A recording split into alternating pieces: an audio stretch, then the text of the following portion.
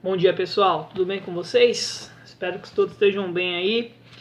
Hoje a gente vai fugir um pouquinho da matéria de história, tá? E como eu já comentei com alguns alunos aí, é um momento diferente, é um momento novo que a gente está se reaprendendo, né?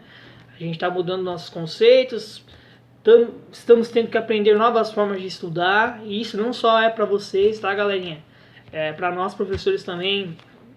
Estamos aprendendo a edição de vídeo, estamos aprendendo a resumir ainda mais o conteúdo para trabalhar para vocês, e esse tete a tete que a gente tem em sala de aula faz muita falta, vocês sabem disso. Mas hoje o tema da nossa aula a gente vai falar um pouquinho sobre as netiquetas, tá? O que são netiquetas? Então, basicamente, galera, são as etiquetas de uso da internet.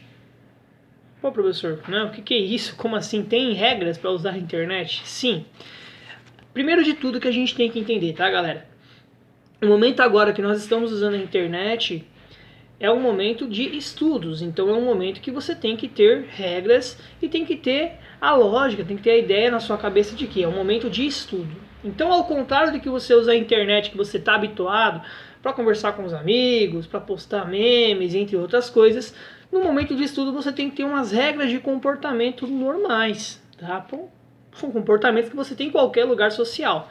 Nós temos que entender hoje que a internet ela é um local de convívio social. Por isso que tem que ter regras de convivência, tá, pessoal? Principalmente dentro das partes de estudos.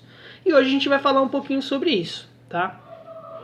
As lógicas das netiquetas, pessoal, foram criadas com o intuito de favorecer o estudo de vocês, para favorecer a convivência de vocês com seus colegas de classe, com nós professores e com os demais que estão envolvidos nessa questão do ensino à distância, tá bom?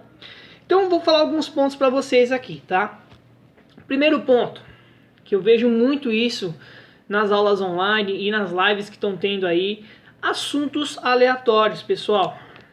Fugir do assunto, você tem que pensar o seguinte, é como se você estivesse na sala de aula, a única diferença é que você está no conforto da sua casa.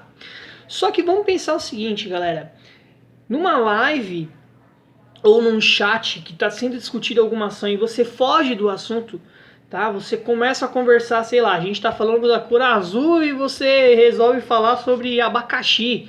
São coisas que não vão fazer sentido e vão fazer com que o entendimento sobre o que deveria ser passado se complique. É como a explicação de sala de aula. A gente não pede, pô galera, vamos fazer silêncio para entender? É a mesma coisa. Então um dos pontos que deve ser é se focar no assunto. Por quê? É um momento complicado para você, tá? É um momento complicado para os seus colegas e para o professor também, tá? Então assim, quando a gente fala, poxa, vamos estudar mais, galera, vocês têm alguma dúvida, alguma coisa, respondam aí, mandem no chat alguma coisa. Ninguém manda nada, a gente não tem noção se vocês tiraram as dúvidas, se não tiraram. E aí quando começa a se entender o fio da meada, vem um engraçadinho e bota um assunto diferente da questão. Complica. Então isso é uma regra de convivência para facilitar tanto nós, professores, quanto vocês, alunos, tá bom? Outra coisa que eu vejo bastante é a questão dos emoticons, né? Os emojis que vocês colocam no meio. É lindo, é fofo, só que temos que entender o seguinte, é a mesma coisa que se você for para uma entrevista de emprego, você chega lá e fala gíria pro patrão, fala, e aí parça, como é que é a parada? Não vai dar certo. Então existe sim uma linguagem, por quê, galera? Você vai colocar um emoticon numa prova? E aí, como é que vai ser? E se eu não entender o que você colocou? E se eu entender e achar que foi algo ofensivo ou foi algo que está mudando o assunto? Então, nas atividades, procura fazer o básico. Escrever, sem emoticons, procurar se expressar melhor. Outro ponto importante, evitar as letras maiúsculas. Como assim, professor?